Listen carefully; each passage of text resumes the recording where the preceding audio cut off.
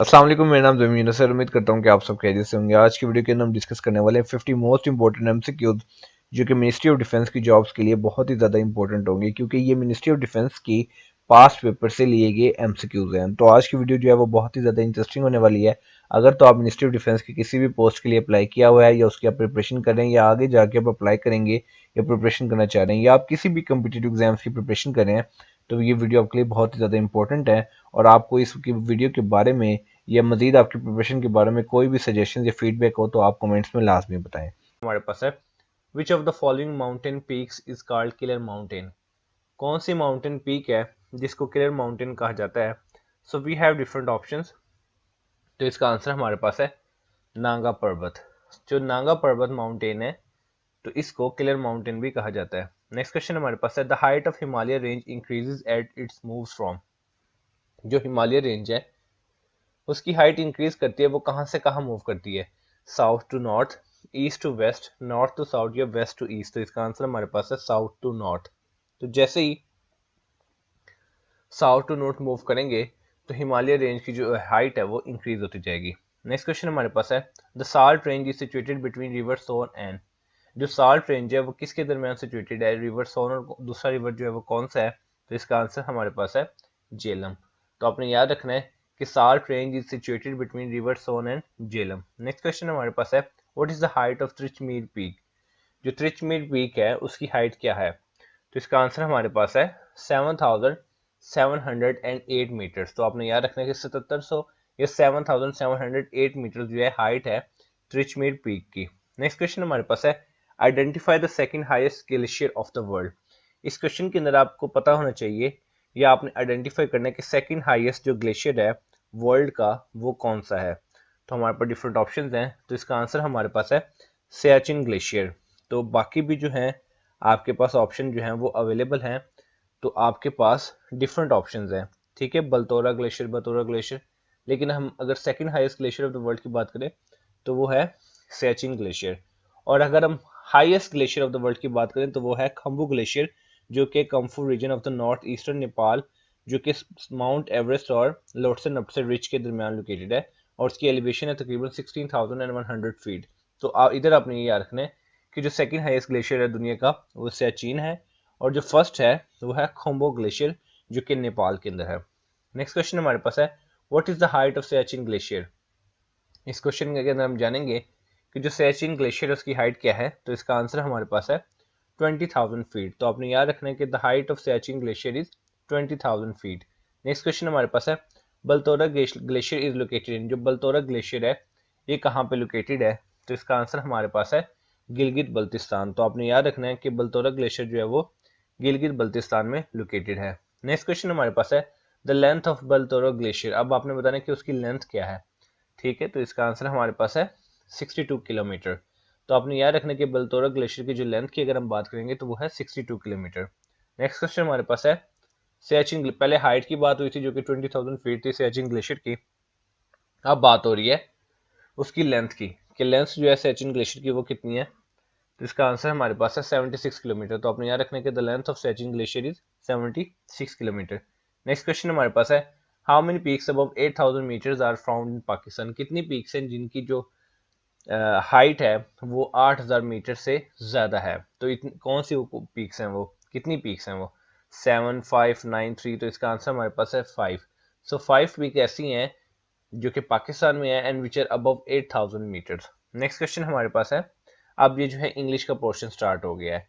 Antonym of doleful. ठीक है, एक तो आपने याद रखना है कि एंटोनिम का मतलब क्या होता है कि किसी का ऑपोजिट वर्ड। ठीक है, तो अब आपने इसके अंदर बताना है कि डोलफुल जो होता है वो उसका जो है एंटोनिम क्या होगा। तो बेसिकली आपको ये भी पता होना चाहिए कि डोलफुल जो है वो उसका मतलब क्या है। तो वो होता है काजिंग ग्रीफ और मिसफॉर्चून। ठीक है, यानी कि बदकिस्मती हम उसे कह सकते हैं। डोलफुल का मतलब ये है। अब हमें ये जानना है कि इसका ऑपोजिट वर्ड क्या हो सकता है। ठीक है, तो हमारे पास पहला वर्ड क्या है, विवेशियस। तो इससे पहले आपको ये पता होना चाहिए कि विवेशियस का मतलब क्या है। ठीक है, तो विवेशियस का मतलब है अट्रैक्टिवली, लाइवली एंड एनिमेटेड, या ऐसे कह सकते हैं हम हर विवेशियस एंड एलिगेंट मदर। ठीक है, तो यहाँ से हमें पहला वर्ड है जो मिल गया जो कि उसके ऑपोजिट है तो इसका आंसर हमारे पास है विवेशियस। तो आपने याद रखना है कि डोलफुल का जो एंटोनिम है वो है विवेशियस। नेक्स्ट क्वेश्चन की तरफ मूव करते हैं। What is the antonym of word restoration? ठीक है, अब रिस्टोरेशन जो है उसका ऑपोजिट वर्ड क्या हो सकता है, तो आपको पता होना चाहिए कि रिस्टोरेशन है क्या। ठीक है, सबसे पहले हम जानेंगे कि रिस्टोरेशन क्या है। तो उसके अलावा अगर आपके सामने ये स्लाइड शो हो रही है तो आपको सबका वर्ड पता होना चाहिए कि इसका क्या मतलब है, लेक्सिकॉन का क्या मतलब है, बाम का क्या मतलब है, होर्डिंग का मतलब है, और डेब्रिडेशन का मतलब क्या है। रिस्टोरेशन का होता है the action of returning something to a former owner place और कंडीशन। इसको हम रिस्टोरेशन कहते हैं, यानी कि एक चीज को उसकी वापस हालत में ले आना, रिस्टोरेशन। ठीक है, या जिसके अंदर हम कोई चीज रिटर्न करते हैं। फॉर एग्जाम्पल एक चीज आपने ली किसी ऑनर से और वो आपने उसको रिटर्न की, तो इस प्रोसेस को हम कहते हैं रिस्टोरेशन। अब इसको एंटोनिम क्या हो सकता है, तो इसका आंसर हमारे पास है डेब्रिटेशन। ठीक है, रिस्टोरेशन का आपको मतलब पता चल गया कि किसी चीज को उसके वापस हालत में लाना या किसी को वापस करना। अब डेब्रिटेशन का मतलब आपको पता चाहिए। इसका मतलब होता है एन एक्ट ऑफ अटैकिंग और plundering, protecting grain from the departments of rats and mice. For example इसका मतलब यह है कि किसी से चीज को चुरा लेना और उसको वापस ना करना, तो ये उसका क्या हो जाएगा, एंटोनिम हो जाएगा। नेक्स्ट क्वेश्चन हमारे पास है प्रोफ्लिगेट। प्रोफ्लिगेट का एंटोनिम क्या है जी? हमारे पास डिफरेंट ऑप्शंस हैं। हमारे पास ऑप्शन है लाइक वाइल्डली एक्स्ट्रावेगेंट, डिसोल्यूट, ठीक है, और उसके बाद हमारे पास है डिसिपेटेड, और हमारे पास एक वर्ड है थ्रिफ्टी। तो हमें जानना है प्रोफ्लिगेट का मतलब क्या है। प्रोफ्लिगेट का मतलब होता है एक्स्ट्रावेगेंट और wasteful in the use of resources. तो इसका आंसर हमारे पास होगा थ्रिफ्टी। ठीक है, अब थ्रिफ्टी जो है वो क्या चीज है। अब प्रोफ्लिगेट का मतलब यही है कि वाइल्डली एक्स्ट्रावेगेंट है। तो लेकिन अगर इधर हमसे पूछा गया एंटोनिम, अगर सिनोनिम होता तो वो हमारे पास आंसर यही आ जाता, एक्स्ट्रावेगेंट। लेकिन अगर हम थ्रिफ्टी का मतलब आपको पता होना चाहिए, तो थ्रिफ्टी का मतलब होता है using money and other resources carefully and not wastefully. Profligate का मतलब होता है किसी चीज को जाया करना, जबकि थ्रिफ्टी का मतलब होता है कि हमने मनी और दूसरे रिसोर्सेज को हमने यूज करना है केयरफुली और उनको जाया नहीं होने देते। तो ये एक दूसरे के ऑपोजिट वर्ड है। तो इधर से हमें पता चला कि जो डोलफुल था उसका ऑपोजिट वर्ड क्या था, विवेशियस। रिस्टोरेशन का जो था एंटोनिम वो था डेप्रिडेशन। प्रोफ्लिगेट का जो ऑपोजिट वर्ड है वो है थ्रिफ्टी। नेक्स्ट क्वेश्चन हमारे पास है एंटोनिम ऑफ फेस्टियस। फेस्टियस का एंटोनिम क्या होगा, तो हमारे पास डिफरेंट ऑप्शन है लाइक चीजिंग, सीरियस, टंग इन चीक या कॉपी। तो इसका आंसर हमारे पास है सीरियस। तो फेस्टियस होता है जो कि सीरियस बिल्कुल नहीं होता, नॉन सीरियस होता है। एक ऐसा शख्स जो कि बिल्कुल नॉन सीरियस है अपने इरादों के हवाले से, या उसको कोई काम करेगा तो वो बहुत ज्यादा नॉन सीरियस, उसको सीरियस ही नहीं लेगा। तो आपको पता है फेस्टियस जो है वो नॉन सीरियस को कहते हैं, तो उसका ऑपोजिट वर्ड होगा सीरियस। नेक्स्ट क्वेश्चन हमारे पास है हारमोनियस। हारमोनियस का एंटोनिम क्या होगा। हारमोनियस का आपको मतलब क्या होता है, आपको पता होगा कि हारमोनी से निकला हुआ है हारमोनियस, यानी कि एक पीसफुल। तो इसका एंटोनिम होगा हॉस्टाइल। ठीक है, तो क्योंकि अगर आपसे सिनोनिम पूछा जाएगा तो हारमोनियस का जो सिनोनिम है वो पीसफुल हो सकता है, ठीक है, ट्यूनफुल भी हो सकता है। लेकिन आपको पता है कि हॉस्टाइल का क्या मतलब है, और आपसे मैं यही सजेस्ट करूंगा कि आपने इन सारे जितने भी वर्ड्स हैं उनके आपको मीनिंग पता होना चाहिए। ठीक है, हॉस्टाइल का मतलब होता है अनफ्रेंडली। ठीक है, अनफ्रेंडली इसका मतलब होता है हॉस्टाइल का, जो कि बिल्कुल अनफ्रेंडली, जिसका दोस्ताना अंदाज नहीं है, तो वो हारमोनियस नहीं है, बिल्कुल उसके ऑपोजिट है, तो वो हॉस्टाइल है। नेक्स्ट क्वेश्चन हमारे पास है एंटोनिम ऑफ इलास्टिक। आपको पता है इलास्टिक ऐसी चीज होती है जैसे रबर है, तो आप इसमें से आप बताएं कि वो कौन सी चीज हो सकती है जो कि इसके बिल्कुल ऑपोजिट है, तो वो है रिजिड, जो कि एक बिल्कुल सॉलिड चीज होती है।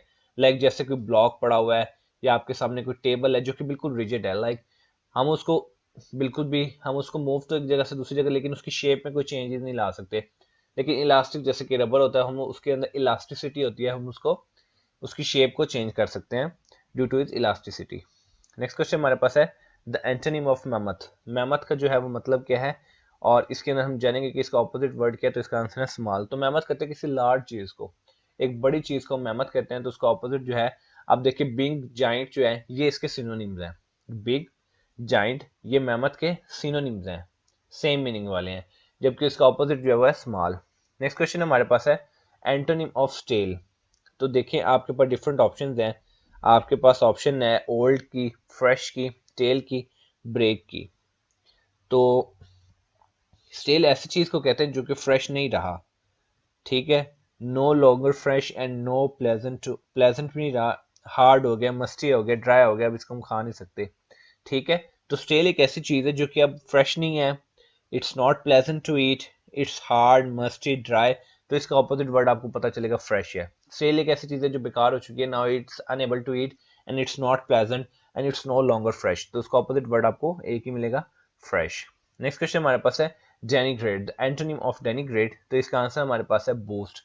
डेनिग्रेट होता है किसी चीज को, यानी कि बिल्कुल उसको डीमोटिवेट कर देना, उसको बिल्कुल कम कर देना, मतलब कि एक चीज को बढ़ने ही ना देना। जबकि बूस्ट का क्या मतलब होता है कि वो उसको उसको बूस्ट करना, उसको मजीद उसका कॉन्फिडेंस बिल्ड करना, उसको कहना कि वो ज्यादा ये काम और करे, तो एक दूसरे के ऑपोजिट है। नेक्स्ट क्वेश्चन हमारे पास है इलेटेड। इलेटेड वर्ड है हमारे पास, आपको सबसे पहले तो मतलब पता होना चाहिए कि इलेटेड का मतलब क्या है। तो इलेटेड का मतलब होता है पुरजोश। ठीक है, पुरजोश है, किसी हवाले से पैशनेट है, तो इलेटेड का आपने एक तो मतलब याद रखना कि इलेटेड का मतलब है पुरजोश। तो इसका ऑपोजिट वर्ड क्या हो सकता है, आपके सामने ऑप्शन हैं, तो सैड हो सकता है ना, उदास है। इलेटेड का मतलब आपको पता चलेगा कि बहुत ही ज्यादा पुरजोश है, और जब इंसान सैड होता है तो बिल्कुल उसके ऑपोजिट जो होता है, उसकी एक्टिविटी जो है वो बिल्कुल कम होती है, एक चुप करके बैठा होता है। तो ये आपने याद रखना है। इलेटेड की अगर हम सिनोनिम्स की बात करें तो वो हो सकता है excited, thrilled, interesting, dilated, accelerated, euphoric, ये उसके सिनोनिम्स हो सकते हैं, लेकिन उसका ऑपोजिट और एंटोनिम क्या होगा, सैड। नेक्स्ट क्वेश्चन हमारे पास है एंटोनिम ऑफ इंजेस्ट। तो सबसे पहले हमें ये जानना है कि इंजेस्ट का उर्दू में मतलब क्या है। इंजेस्ट का मतलब होता है निगलना किसी चीज को, इंजेशन का मतलब होगा कोई चीज इंजेस्ट, इंजेस्ट फूड, किसी चीज को निगलना। तो अब हमारे पास डिफरेंट ऑप्शंस है लाइक डिसगॉर्ज, डिसरप्ट, अब्सॉर्ब या डेव्योर, तो इसका एंटोनिम होगा डिसगॉर्ज।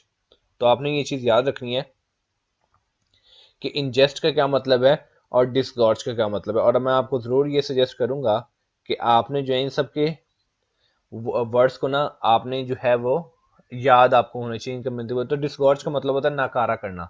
इंजेस्ट का क्या मतलब है कि आपने उस चीज को इंजेस्ट कर लिया है, मतलब कि उसको अपने लिए यूजफुल कर लिया, और उसका ऑपोजिट वर्ड होगा डिस्कॉर्ड, जिसका मतलब होता है नकारा करना। So we have next question. Next question में हमारे पास है ल्यूसिड। तो ल्यूसिड का मतलब क्या होता है, उजागर। ठीक है, तो अब देखें इसमें से कौन सा हो सकता है जो कि इसका ऑपोजिट वर्ड होगा, तो इसका आंसर हमारे पास है वेग। वेग होता है फजूल, जबकि एविडेंट, ऑब्वियस, एविडेंट वो होता है जो कि एक प्रोमिनेंट चीज होती है। तो ल्यूसिड का मतलब ये, अगर हम बात करें कि ल्यूसिड का सिनोनिम क्या हो सकता है, तो एविडेंट होगा, लेकिन उसका ऑपोजिट वर्ड क्या होगा, वेग। नेक्स्ट क्वेश्चन हमारे पास है इनऑर्डिनेट। इनऑर्डिनेट का जो है वो एंटोनिम क्या हो सकता है। एक तो आपने बात याद रखना एंटोनिम होता क्या है, एंटोनिम ऑपोजिट वर्ड होते हैं, सिनोनिम सेम वर्ड्स होते हैं। तो इनऑर्डिनेट होता है गैर मामूली, इसका ऑपोजिट क्या होगा, तो इसका आंसर हमारे पास है moderate. So moderate is opposite word to inordinate. Next question हमारे पास है सिनाइल। सिनाइल का आपको मतलब पता होना चाहिए, पहली बात तो ये है कि सिनाइल है क्या, उसके बाद आपको पता होना चाहिए कि उसका ऑपोजिट वर्ड क्या है। सिनाइल का मतलब होता है यानी कि अब तक, तो इसका ऑपोजिट है अलर्ट। सिनाइल होता है बिल्कुल के उसकी तरफ ध्यान ही नहीं है बिल्कुल ही। ठीक है, कोई अलर्टनेस की जरूरत नहीं, काम पीस सिनाइल को कहते हैं, जबकि अलर्ट होता है एक तरह का बिल्कुल अलार्मिंग सिचुएशन जो होती है। नेक्स्ट क्वेश्चन हमारे पास है गार्बल्ड।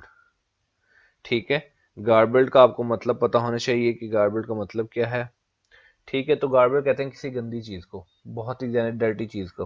तो अब देखते हैं कि इसका एंटोनिम क्या हो सकता है। स्लैंट हो सकता है, अनस्क्रैम्बल होगा, ऑब्सक्योर होगा, या परवर्ट होगा, तो इसका आंसर हमारे पास है अनस्क्रैम्बल।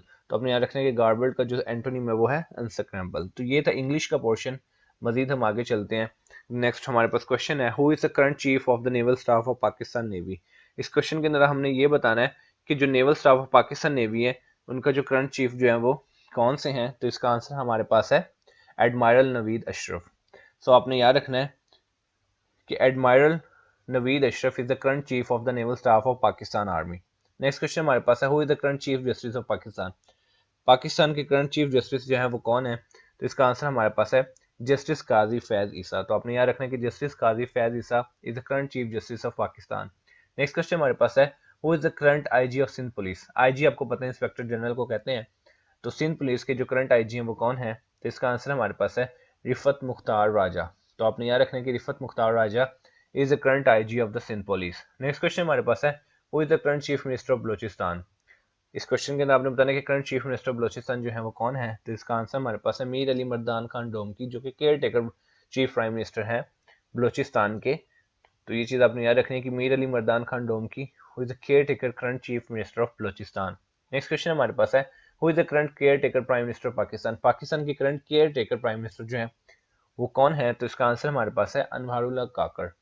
तो अपने याद रखने के Anwarullah Kakar is the current caretaker prime minister of Pakistan. Next question हमारे पास है, who was the first caretaker prime minister of Pakistan. एक आपने चीज याद रखनी है कि अब तक 8 केयर टेकर प्राइम मिनिस्टर बन चुके हैं पाकिस्तान के, और जो अनवारुल हक काकड़ है वो 8वें केयर टेकर प्राइम मिनिस्टर हैं पाकिस्तान के। When we talk about the first caretaker prime minister of Pakistan, पे सबसे पहले caretaker prime minister of Pakistan जो कौन बने थे? तो हमारे पास एक ही नाम आता है, गुलाम मुस्तफा जतोई। तो आपने याद रखना है कि Ghulam Mustafa Jatoi was the first caretaker prime minister of Pakistan. Next question हमारे पास है, moonlight reaches to earth in how many seconds. जो चांद की रोशनी है वो जमीन तक कितने सेकंड्स में पहुंचती है? तो इसका आंसर हमारे पास है 1.3 सेकंड्स। तो आपने याद रखना कि moonlight reaches to earth in 1.3 seconds. Next question हमारे पास है, the energy stored in a dam. जो एनर्जी डैम के अंदर स्टोर होती है वो कौन सी होती है? तो इसका आंसर हमारे पास है पोटेंशियल एनर्जी। तो आपने याद रखना है कि एनर्जी जो कि डैम में स्टोर होती है उसको हम कहते हैं पोटेंशियल एनर्जी। नेक्स्ट क्वेश्चन हमारे पास है, the main function of kidney. Kidney का सबसे मेन फंक्शन क्या है? तो इसका आंसर हमारे पास है to remove the waste from the blood. उसका काम ये है कि किडनीज का काम ये होता है कि ब्लड से वेस्ट को रिमूव करना। Which planet is much brighter in our solar system. हमारा जो सोलर सिस्टम है उसके अंदर कौन सा प्लैनेट है जो कि ज्यादा ब्राइटर है? तो इसका आंसर हमारे पास है Venus. So Venus is much brighter in our solar system. Electron was discovered by. Electron किसने डिस्कवर्ड किए? तो इसका आंसर हमारे पास है जे जे थॉमसन। तो आपने याद रखने के electron was discovered by J J Thomson. Next question हमारे पास है, diesel engine was discovered by. Diesel engine किसने डिस्कवर्ड किया? तो इसका आंसर हमारे पास है रुडोल्फ डीजल। तो diesel engine was discovered by Rudolf Diesel. Next question हमारे पास है, 2017 Nobel prize currently awarded in physics is for. 2017 का जो नोबेल प्राइज था वो फिजिक्स के अंदर किस चीज के लिए जो है अवार्ड किया गया था? इसका आंसर हमारे पास है first observation of gravitational waves. तो आपने याद रखना है कि 2017 Nobel prize was awarded in physics for the first observation of gravitational waves. Vertebral column in human beings consist of how many vertebrae. Vertebral column जो होता है, जो हमारी रीढ़ की हड्डी होती है, इसको हम वर्टिब्रल कॉलम कहते हैं, जो कि हमारे स्केलेटन का एक मोस्ट इंपॉर्टेंट पार्ट है। तो इसके डिफरेंट वर्टिब्रीज होते हैं। तो आपको पता होना चाहिए कि टोटल जो है कितने वर्टिब्री होते हैं हमारे वर्टिब्रल कॉलम के अंदर। इसका आंसर हमारे पास है 33। तो आपने याद रखना है कि vertebral column in human beings consist of 33 vertebrae. Orange जो कि माल्टा है आजकल बहुत चल रहा है, बिलोंग्स टू द फैमिली। ये कौन सी फैमिली से बिलोंग करता है? तो आपके पास डिफरेंट ऑप्शन है। तो इसका आंसर हमारे पास है रोटेसी। रोटेसी से बिलोंग करता है। सो आपने याद रखना है कि orange belongs to the family rutaceae. Next question हमारे पास है, CAREC। सबसे पहले तो हमें ये एक एब्रीविएशन क्वेश्चन से ही मिल गई जो कि हमने हमेशा याद रखनी है। CAREC central Asian regional economic corporation. तो ये एब्रीविएशन भी आपसे एग्जाम में पूछी जा सकती है। तो ये आपके लिए इंपॉर्टेंट है कि आपको इसकी एब्रीविएशन भी पता हो। Central Asian regional economic corporation ये कौन से साल में स्टैब्लिश हुई? तो इसका आंसर हमारे पास है 1997। तो आपने याद रखना है कि central Asian regional economic corporation was established in 1997। Which country astronaut set up new lab in space on 26 जुलाई 2022। कौन से मुल्क के एस्ट्रोनॉट्स ने एक न्यू लैब जो है वो जो सेटअप की 26 जुलाई 2022 के अंदर? कौन से कंट्री के एस्ट्रोनॉट से? तो इसका आंसर हमारे पास है China. So China's astronauts set up a new lab in space on 26 July 2022. What was the full name of GM Said? GM Said का जो पूरा नाम क्या था? तो इसका आंसर हमारे पास है गुलाम मुर्तजा सईद। तो आपने याद रखना है कि फुल नेम जो GM Said का था वो था गुलाम Murtaza Saeed. The world's only non quadrilateral flag is। दुनिया का एक ही है नॉन क्वाड्रिलेटरल फ्लैग, वो कौन सा है? तो इसका आंसर हमारे पास है नेपाली फ्लैग। तो आपने याद रखना है कि the world's only non quadrilateral flag is Nepali flag. Another name for the national flower of jasmine. National flower जो है, कौमी फ्लावर जो है जासमीन, उसका दूसरा नाम भी है, वो कौन सा है? तो इसका नाम आंसर हमारे पास है gardenia. So another name for the national flower jasmine is gardenia. Next question हमारे पास है, what was Turkey called before 1923। 1923 से पहले तुर्की को क्या कहा जाता था? तो इसका आंसर हमारे पास है द ऑटोमन अम्पायर। तो आपने याद रखना है Turkey was called as the Ottoman empire before 1923। Which strait is called tear gate. Tear gate जो कौन से स्टेट को कहा जाता है? तो इसका आंसर हमारे पास है Bab el Mandeb. Bab el Mandeb strait is called as tear gate. ये एक जो फॉल्स हैं पुआऊ का ओकू फॉल्स जो है, ये कौन सी कंट्री में लोकेटेड है? तो इसका आंसर हमारे पास है USA, यानी कि United states of America. Who is the founder of Wikipedia, Wikipedia के फाउंडर कौन है? तो इसका आंसर हमारे पास है जिमी वेल्स। तो आपने याद रखना कि Jimmy Wales is the founder of Wikipedia. Name the currency of Germany, Germany की करेंसी जो है उसका नाम क्या है? तो इसका आंसर हमारे पास है यूरो। तो आपने याद रखना कि euro is the name of the currency of Germany. तो ये थी आज की वीडियो जिसके अंदर हमने 50 मोस्ट इंपोर्टेंट एमसीक्यू को डिस्कस किया। उम्मीद करता हूँ कि ये वीडियो आपके लिए बहुत ही ज़्यादा इन्फॉर्मेटिव और यूजफुल रही होगी। तो अगर तो वीडियो आपको पसंद आई है तो काइंडली चैनल को सब्सक्राइब कर लें ताकि आने वाली मजीद इन्फॉर्मेटिव यूजफुल वीडियोस की नोटिफिकेशन आपको मिलते रहें। तो मिलते हैं इंशाल्लाह अपनी नेक्स्ट वीडियो में, तब तक अपना बहुत ज़्यादा ख्याल रखिए। वस्सलाम।